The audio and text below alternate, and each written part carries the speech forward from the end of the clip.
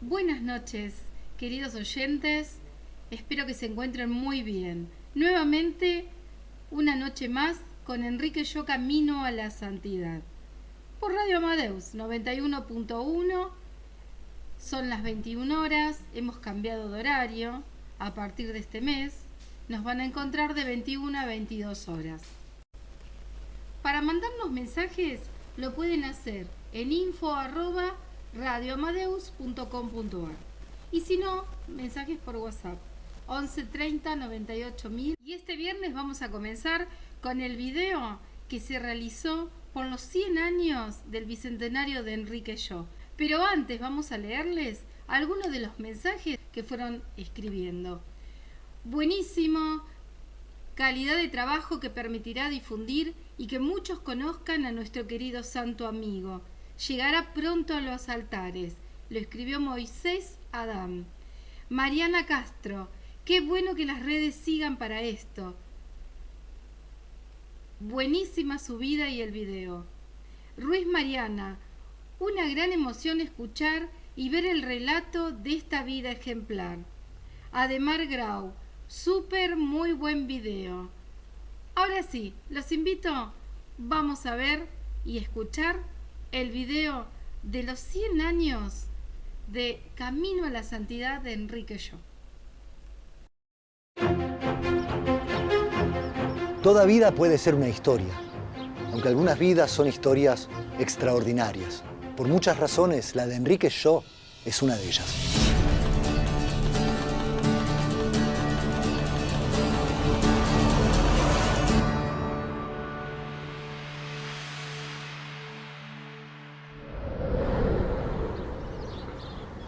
Enrique nació en París en 1921, pero creció aquí, en este entorno, cerca del Plaza Hotel que construyó su abuelo materno. Su mamá, Sara, murió cuando él tenía apenas 4 años, pero antes de morir, pidió un último deseo, que Alejandro, su padre, le diera una educación en la fe católica. Y Enrique la abrazó desde el primer momento. Tal vez esa fue la primera señal.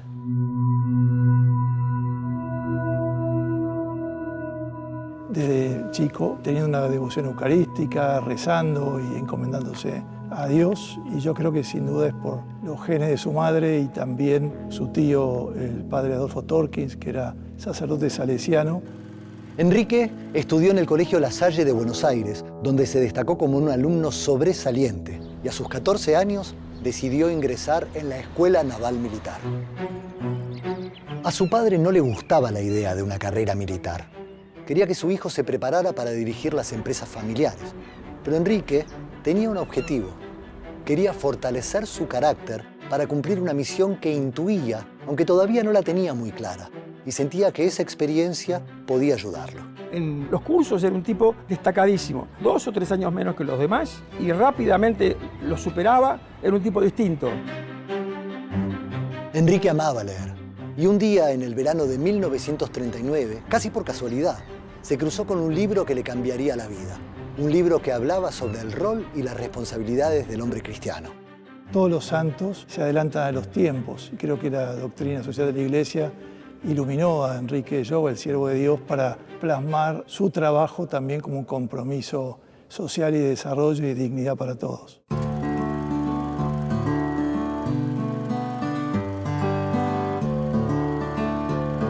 En 1943, Enrique se casa con Cecilia Bunge, quien sería el amor de toda su vida. Y en 1945, habiendo hecho un notable recorrido en la fuerza, pide su baja y se aboca a lo que su fe le estaba señalando: llevar el Evangelio a donde fuese necesario. Decide ser empresario porque quiere ayudar a su gente.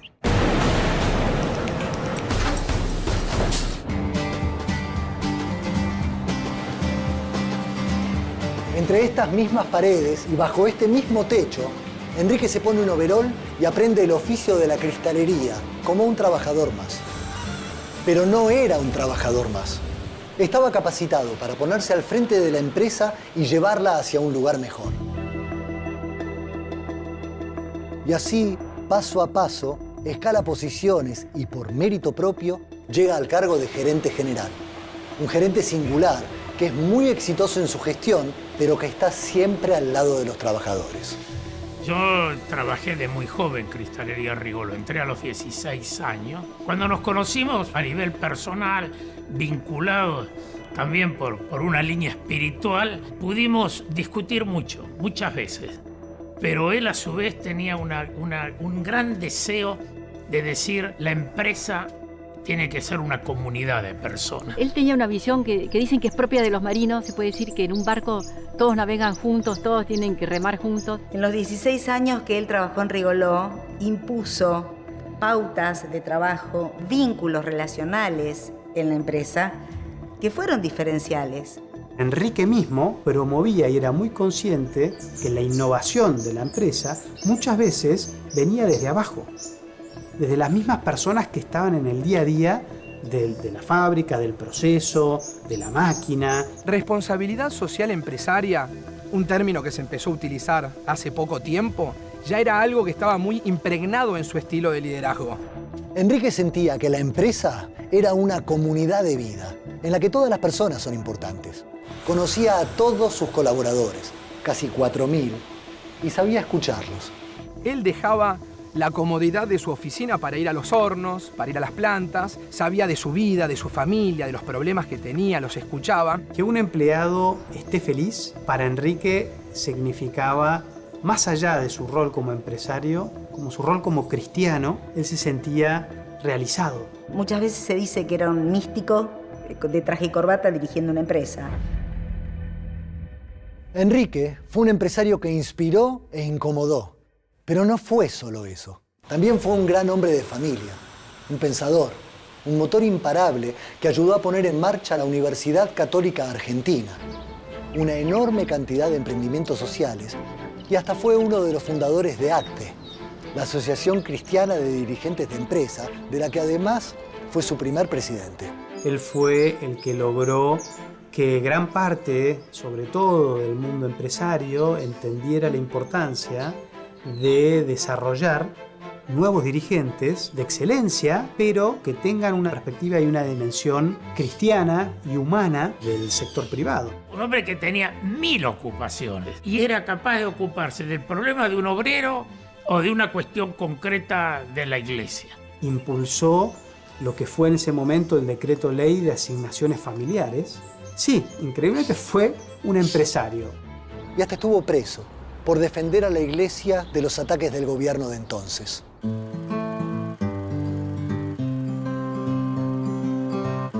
Cuando yo era chica no me daba mucha cuenta. Me parecía que todos los papás eran santos, que todos los papás eran magníficos. Cuando fui saliendo a otras casas, ahí ya me di cuenta que había una pequeña diferencia. Porque vi a otros papás con mal humor o enojados. Cuando él llegaba, la casa cambiaba. Porque entraba silbando y era como que traía una alegría. Su mujer, sus adorados 9 hijos, todos los que lo conocían, sintieron que el mundo se venía abajo cuando supieron que a Enrique se le había diagnosticado una terrible enfermedad. Él tuvo esta enfermedad, que fue un melanoma, muy joven. Y ahí ocurrió el episodio de los despidos. Llegó la orden de Estados Unidos, echar gente, 1.200 personas. Y él dijo, si echan a una sola persona, yo renuncio y me voy. Él pensaba que la empresa tenía que ser rentable, era su primer responsabilidad, pero como decía, nunca sacrificando la dignidad de los trabajadores. Ese deseo que él tuvo de joven de ser un obrero llega a concretarse al final de su vida. La máxima expresión de ese profundo cariño estuvo dado en el momento en que van a donar sangre para él. Más de 260 obreros que trabajaban para él donaron su sangre para tratar de ayudarlo. Pero su muerte, muy prematura, fue inevitable. Enrique había muerto, pero en ese mismo momento se estaba encendiendo una luz. En un remoto lugar del planeta estaban haciendo un empresario santo. Alguien que tenía un verdadero compromiso con el país, que consideraba el desempleo como un mal moral, que luchaba contra la corrupción porque sentía que era un fraude a la democracia, que ante las diferencias tendía puentes, aunque pudieran perjudicarlo, y que estaba convencido que sin justicia no podía haber paz. Alguien que no tenía superpoderes, pero tenía un propósito, y que a 100 años de su nacimiento nos sigue interpelando. En el año 2002, mi marido, a los 32 años, se enferma con un cáncer que no tenía solución y le daban muy poquitos meses de vida. Después de rezar a varios santos, conozco a Enrique Shaw a través de mi vecina, que me trae un recorte de diario. Este recorte habla que hay un empresario que necesitaría un milagro para ser beato, entonces decido hacer un trato con él. Mi mamá le pedía por favor que vuelva a casa, que nos vea crecer. Pasan los días, mi marido hacía 9 meses que no comía y empezamos a rezar y mi marido empieza a pedirme comer.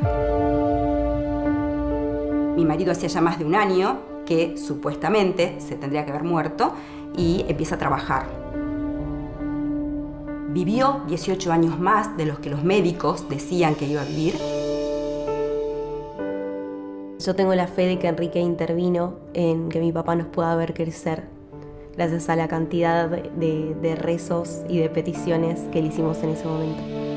Cuando la Iglesia pide un milagro, es como algo que trascienda lo meramente humano, donde no haya equivocación y el Santo Padre pueda decretar la canonización de esa persona, y ahí, sin lugar a dudas, comienza una causa con la fama de santidad.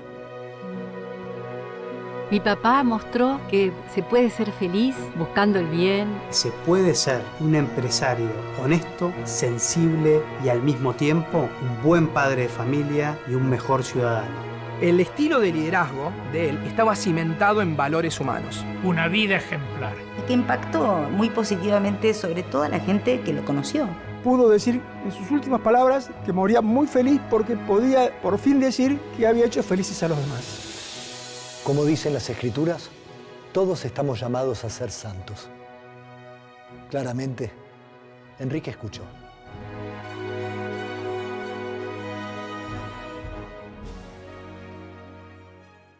Los invito a ir un corte y enseguida regresamos con más Enrique Shaw Camino a la Santidad.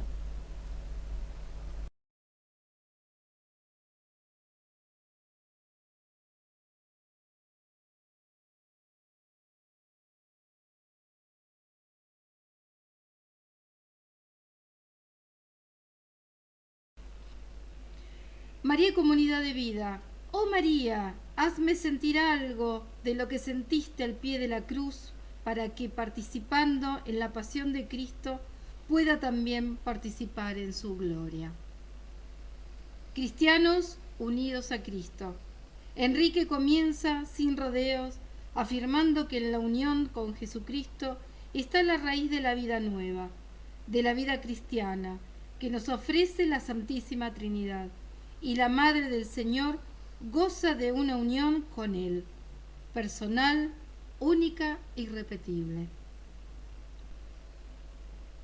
Se ha escrito mucho sobre la Virgen, pero siempre algo se puede agregar.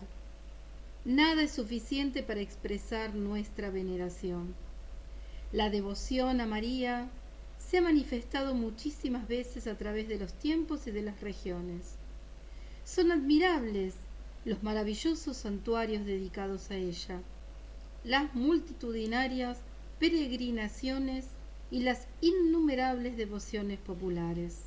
También hay numerosos libros marianos. Esta pequeñísima publicación puede sumarse a ellos. Es un escrito inédito de Enrique Shaw que no fue publicado anteriormente por no estar firmado y por estar inconcluso. Pero siempre se lo consideró escrito por él. Avala esta certeza el hecho de que había un listado de los títulos de sus anteriores publicaciones manuscritos por él y había agregado María Santísima y Comunidad de Vida. Además, este texto estaba junto a sus demás papeles en una biblioteca donde se atesoraban sus manuscritos y correspondencia.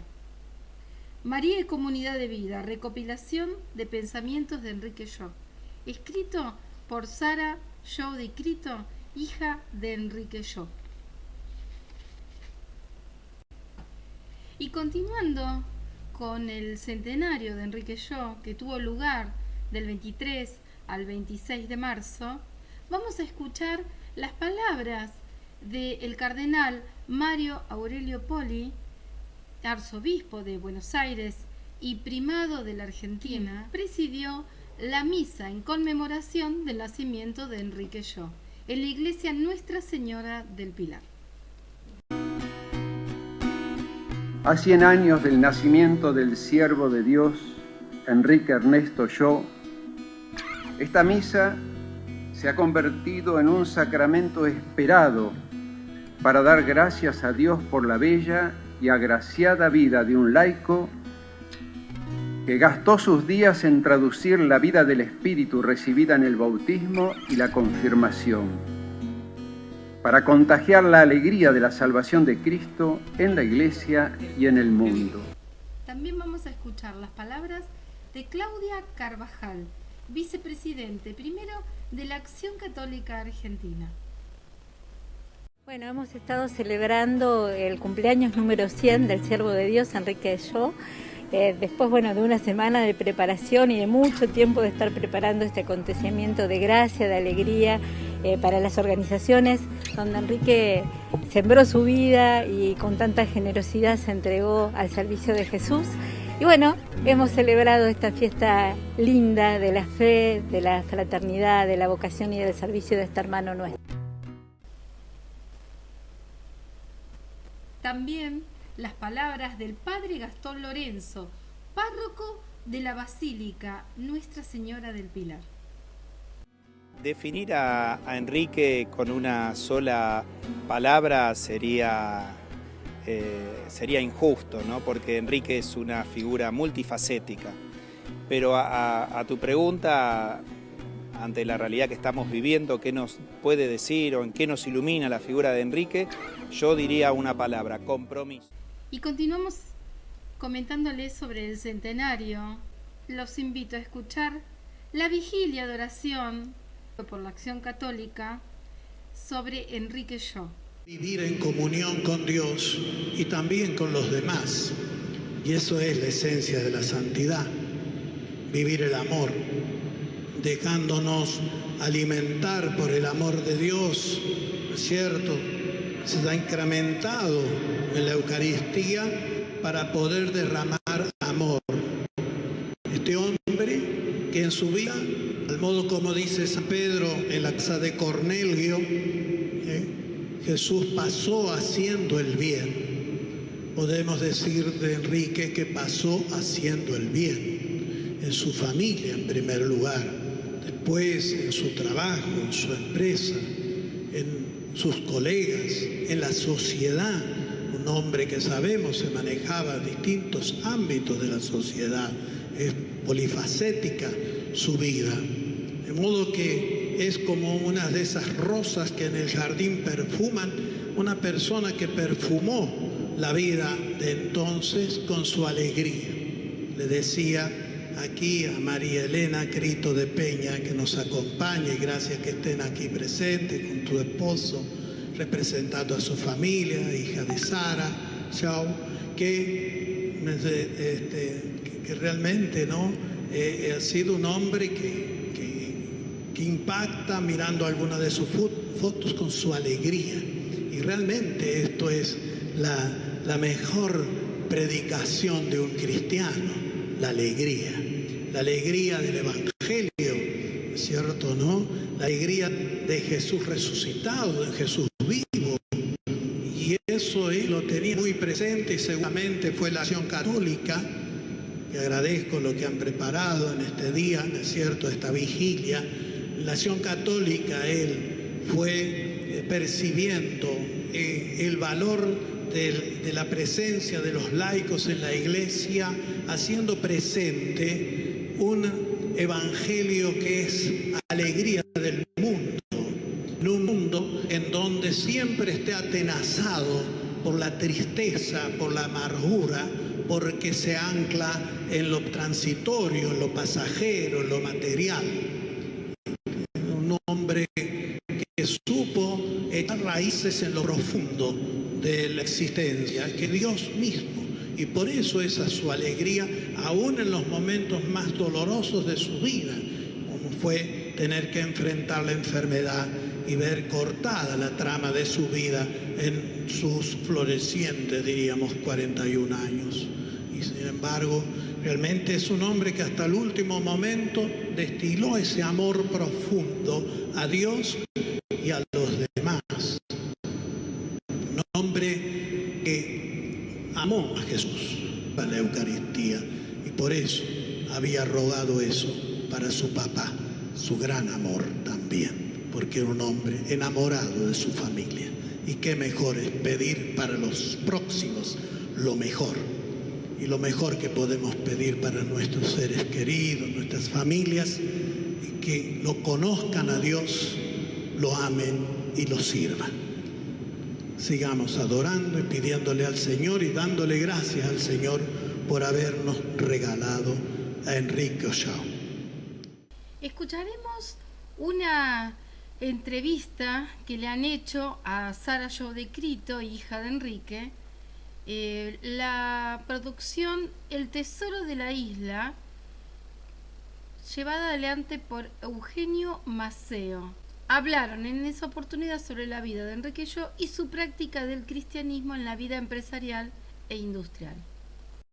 Hoy nos acompaña en El Tesoro de la Isla Sara Joe de Crito, hija de Enrique Ollao, quien es siervo de Dios y cuya causa de beatificación está, entiendo, bastante adelantada e impulsada, creo, por el actual Papa Francisco y por el cardenal Poli, quien conoce la vida de este hombre que, obviamente, para todos nosotros argentinos es un modelo a imitar, ¿no? Y que será quizá en breve elevado a la condición de beato.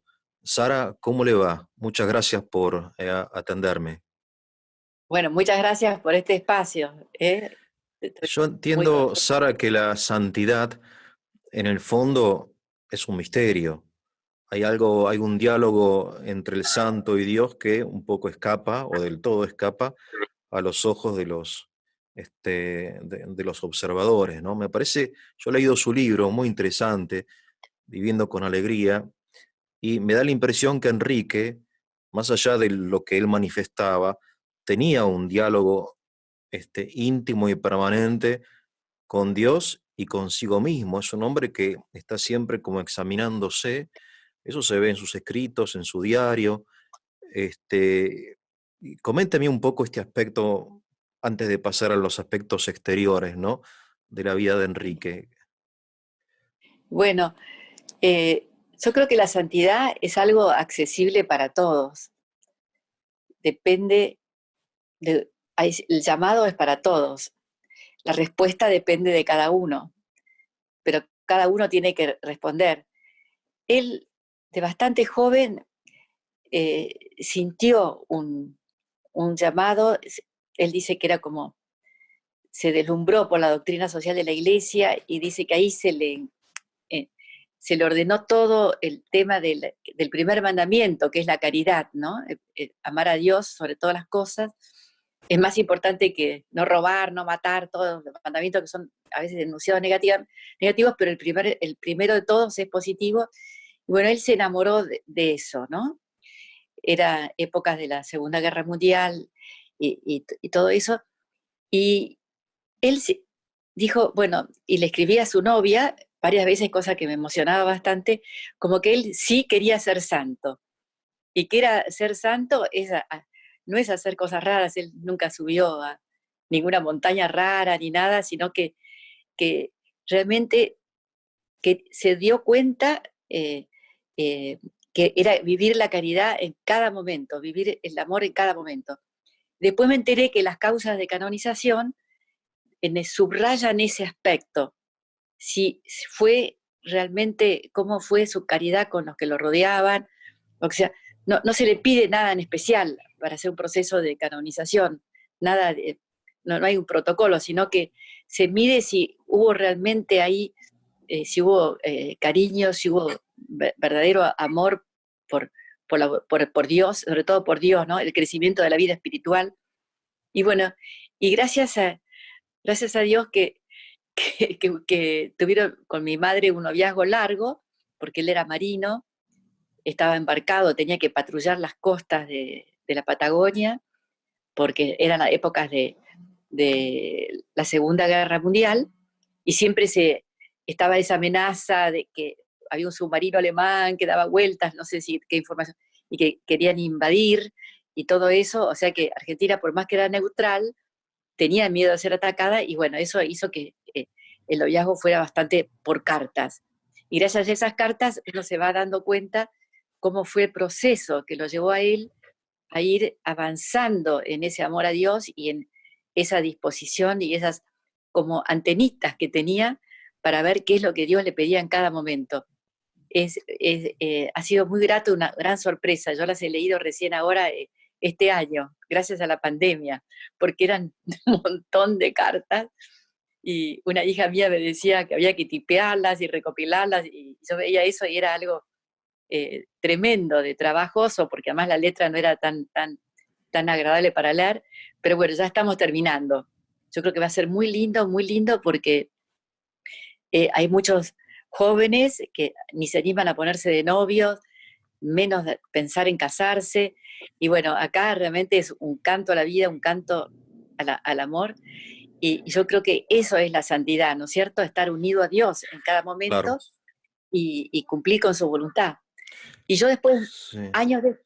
Muchos años después, cuando yo ya estaban casados y yo ya era más grandecita, yo me daba cuenta que había mucha unión con Dios, porque él decía jaculatorias, todo el tiempo decía jaculatorias, y él no venía de una familia cristiana, porque su madre había muerto cuando él tenía 4 años, y su papá era bastante agnóstico, o sea que eso las eligió él, eligió él. Después me dijeron que los salesianos eran muy de jaculatorias, en el colegio La Salle también, pero él estaba contento y decía, gracias Dios mío. Y yo como hija me daba cuenta, claro, está sintonizando con Dios en alguna estupidez, en una comida, no sé, en una, caminando, qué sé yo, decía gracias Dios mío, y yo ya me daba cuenta que él estaba, o sea que eso es fácil, cualquiera lo puede hacer, está al alcance de todos, por eso digo, a veces la gente piensa como que la santidad es algo muy lejano. Sí, sí. Y él también le encantaba decir, Señor mío y Dios mío, le encantaba decir. ¡Tic!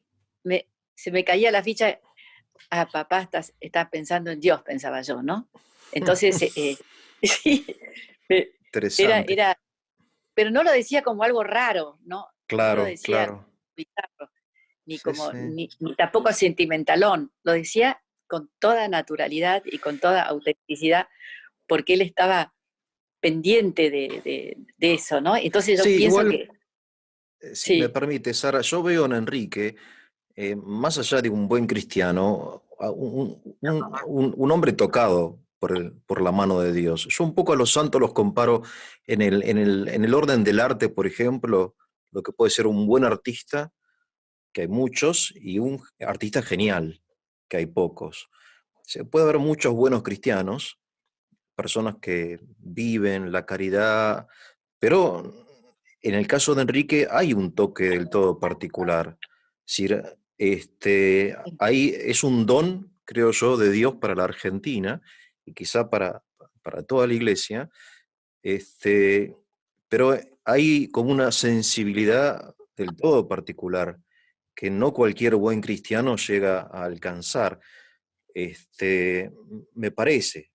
Obviamente uno lo que puede ver es lo que uno lee, intuye, ¿no? Un poco un ser excepcional, realmente excepcional.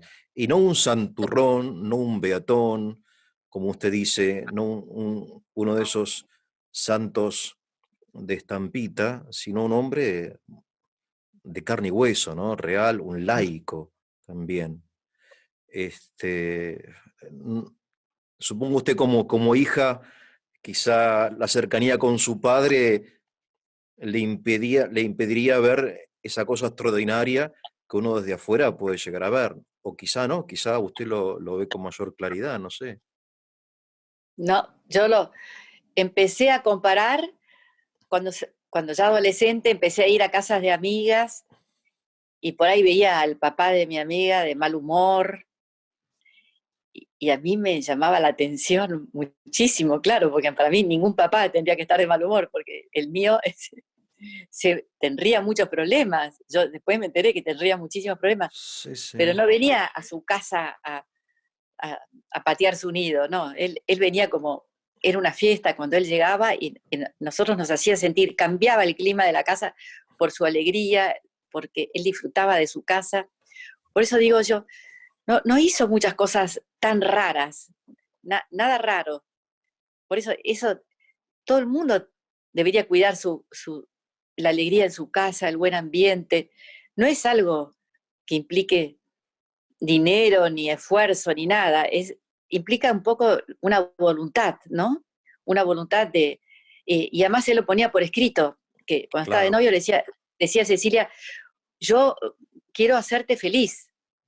Decía, qué lindo decir algo así a alguien, y como que él quería hacerlo feliz, pero eso no significa malcrianza, ni así, ni cosas así desubicadas, porque también era un padre educador y que nos explicaba las cosas, y no era así que demagogo ni nada por el estilo.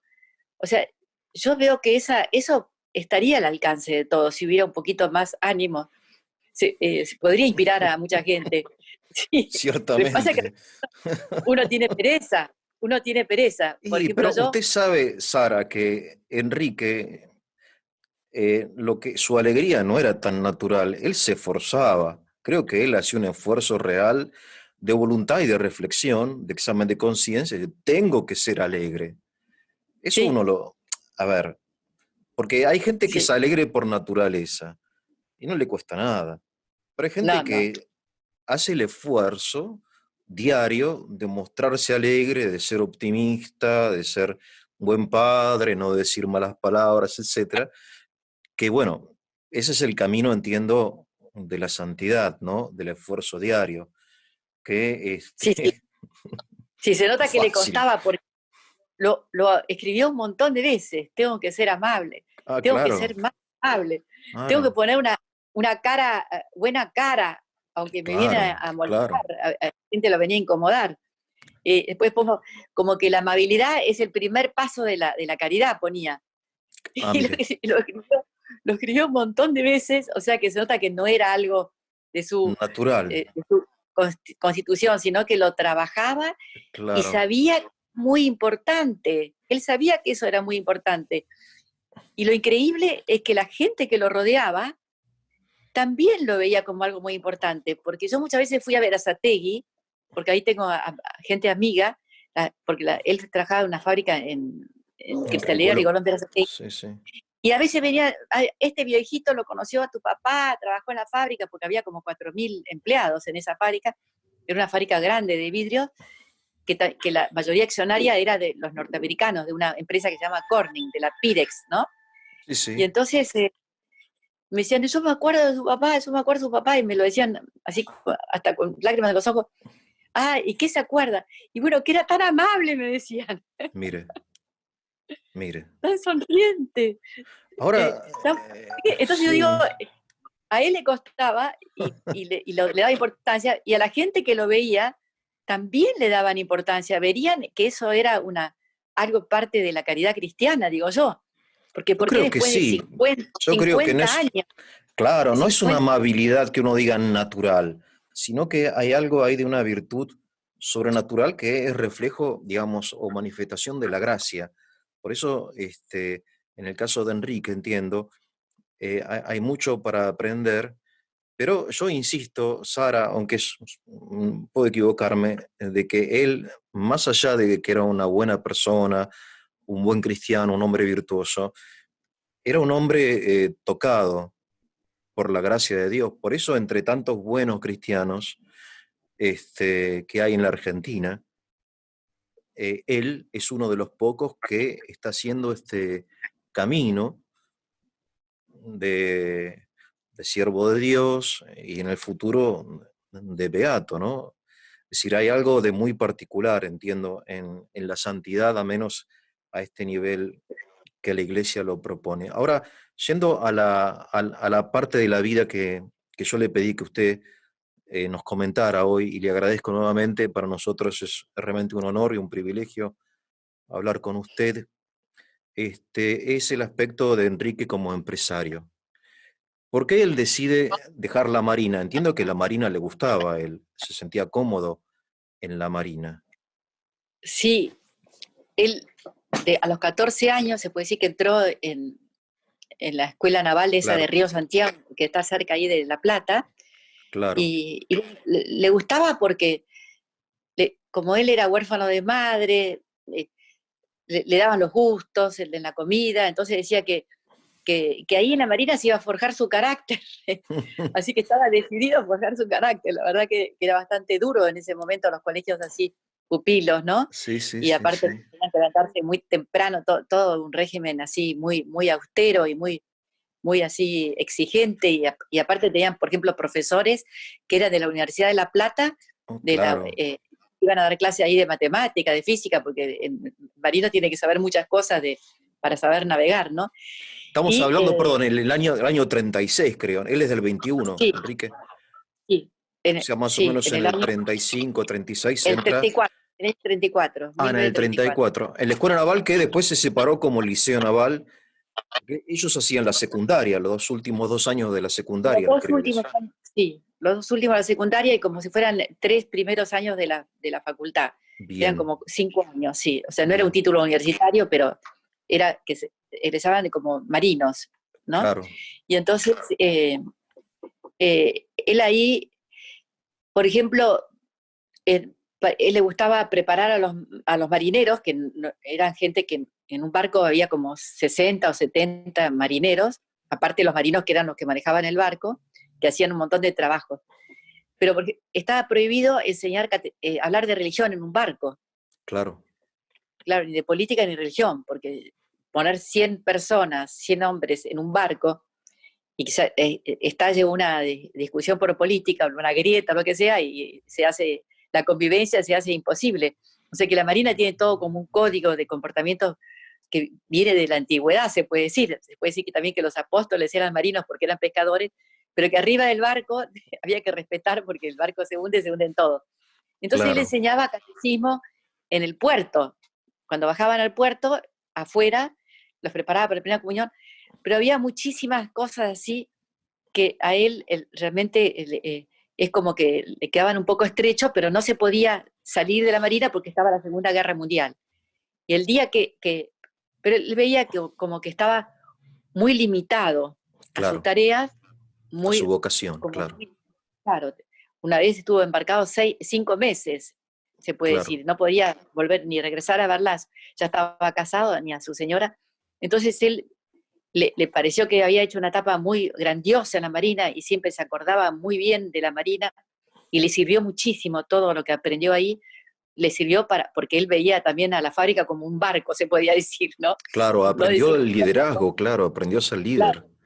Sí, a la aprendió a ser conducción, líder. claro, sí. Claro. Y que todos que tenían que tirar para el mismo lado y todo eso.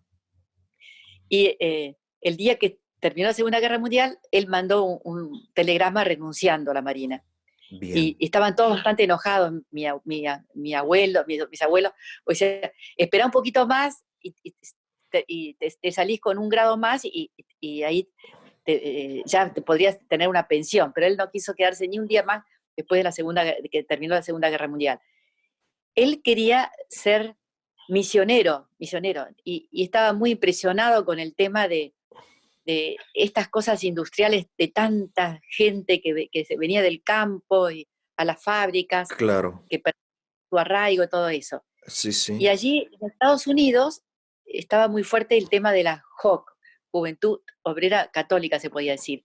Sí. Entonces fue a ver a un sacerdote, que está la carta ahí, y le dijo que quería ser misionero, y este sacerdote con mucho criterio le dijo, está bien que seas misionero, pero anda a misionar a los empresarios que son, pueden influir mucho más para mejorar la suerte de los operarios y los trabajadores, que si sos un operario más, no vas a tener tanta influencia, y si puedes ser empresario, andá y sé misionero en ese ambiente que es más duro y más competitivo y que gira todo alrededor del dinero y Claro. no tanta cristianizado como.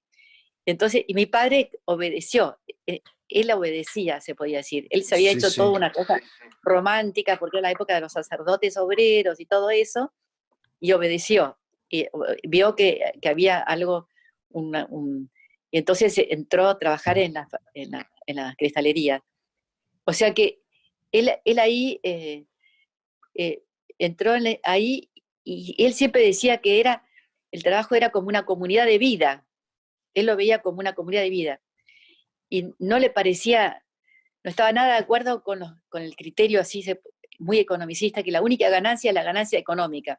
Claro. Dice que había otras ganancias, que era ir a un lugar con alegría, a ese lugar, pasarla bien trabajando. Él se lo tomaba todo muy a pecho. Una vez que estaban por cerrar un horno, porque no sé qué pasaba, que no funcionaba, se fue caminando a Luján para que el horno ese ande bien.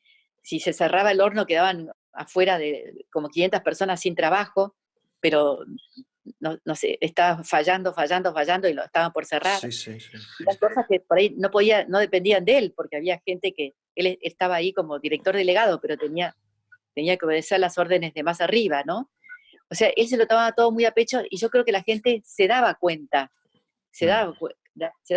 que Claro. él, el entusiasmo que él tenía por el trabajo. Y escribió un libro que se llama Ir y dominar la tierra.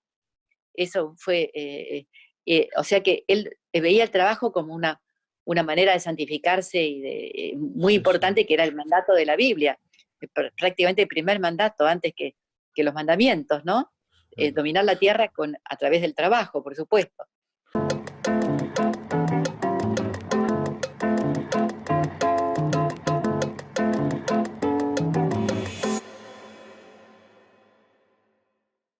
A nuestros amigos que van a ver este video un poco el contexto, ¿no?, de la situación del mundo en aquella época, donde por un lado, digamos, está a partir de León XIII, la Iglesia propone una propia doctrina social y una solución a la cuestión obrera, porque tenemos dos soluciones, ¿no? El liberalismo, que deja al obrero solo ante el Estado y ante el poder del capital, y el socialismo, ¿no?, que propone la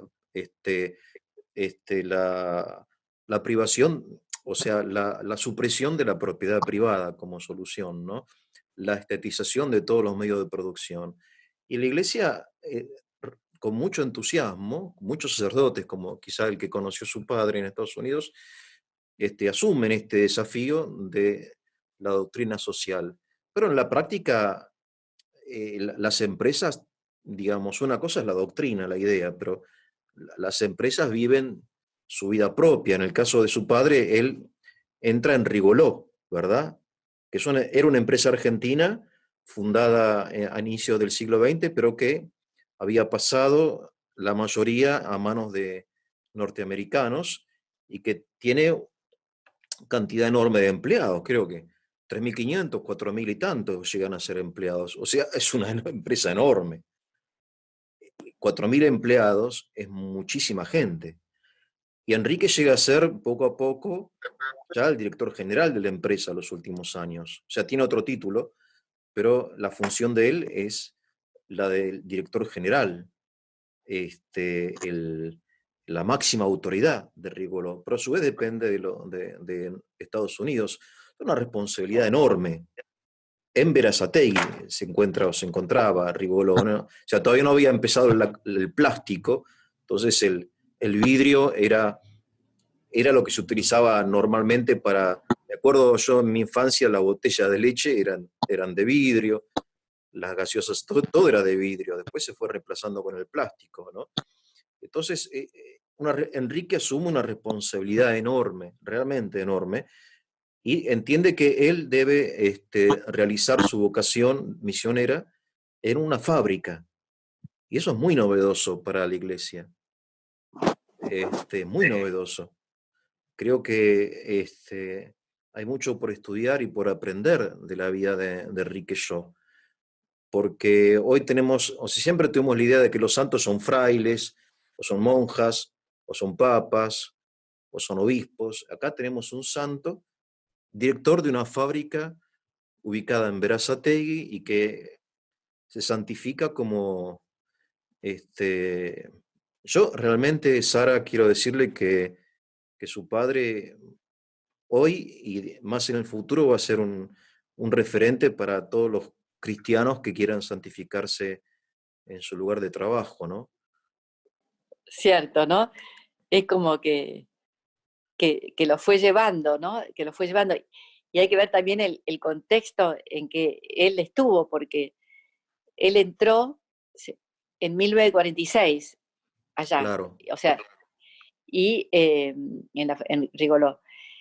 Y o sea que le tocó los últimos años del gobierno de Perón, del justicialismo, Claro. y que los sindicatos eran muy fuertes, se sentían a veces muy fuertes y como que muy dominantes, y a veces, bueno, ahí había sindicatos bastante buenos, pero a veces pedían cosas que no correspondían y todo eso, y bueno, los accionistas estaban muy molestos, y ¿cómo se llama? Y hasta que en algunos momentos hasta no querían seguir, ya los viejos franceses que habían empezado ya no iban más, estaban como desanimados. Y después le tocó los primeros años después del 55, que el péndulo, ¿no? Del péndulo de un extremo se fue al otro, y bueno, la CGT estuvo cerrada, bueno, esas cosas así de los desequilibrios, ¿no es cierto? Y bueno, y él estaba ahí en el medio. En un momento les hablaba a la gente de los sindicatos, miren, este es el futuro de la empresa, lo que sea, y después él se fue para defender los derechos de los trabajadores, de tal modo que se puede decir que fue el primer asesor laico del episcopado, porque se hizo una pastoral sobre el trabajo que salió en el año 56 y que el episcopado salió a defender que se veía que se estaban vulnerando algunos derechos debido al abuso de un lado, después se va al abuso del otro, que hay que siempre buscar el equilibrio, ¿no? O sea, él siempre estaba buscando el equilibrio y la vista así a largo plazo. También le tocó la época de Frondizi, con montones de huelgas generales, con muchos golpes militares también, hasta que lo sacaron a Frondizi.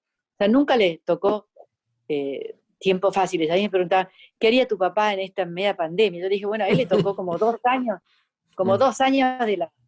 de la poliomielitis, y tenía muchos hijos. Claro, y la poliomielitis atacaba a chicos, así que me imagino que nunca nos dijo nada, pero me imagino que habrá estado preocupado.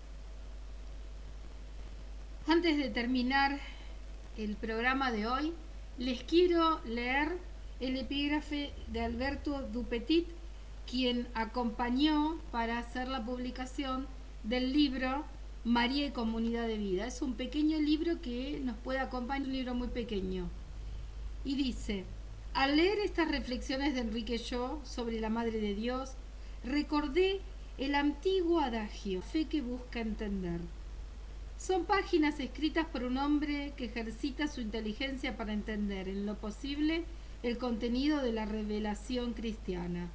Hay muchas horas de estudio y lectura en el contenido de estas páginas. Sin embargo, el escrito apenas tiene citas y referencias bibliográficas. En el resultado de una elaboración personal de horas de meditación y contemplación de los misterios de la fe revelada. El estilo mismo lo muestra. Enrique expone lo que entiende con sus palabras y consideraciones. El fruto es una elaboración original de los temas que trata con su sello personal y en concordancia con el magisterio. Estamos ante un hombre de acción en medio del mundo que escribe desde su alma contemplativa. ¿Quién lo guía? La fe que actúa por la caridad.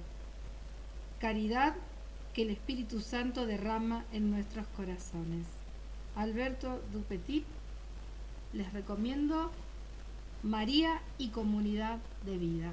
Ahora sí, nos encontramos el próximo viernes a las 21 horas por Radio Amadeus 91.1 en Enrique Yo, Camino a la Santidad. Que tengan un hermoso fin de semana. Muchas gracias.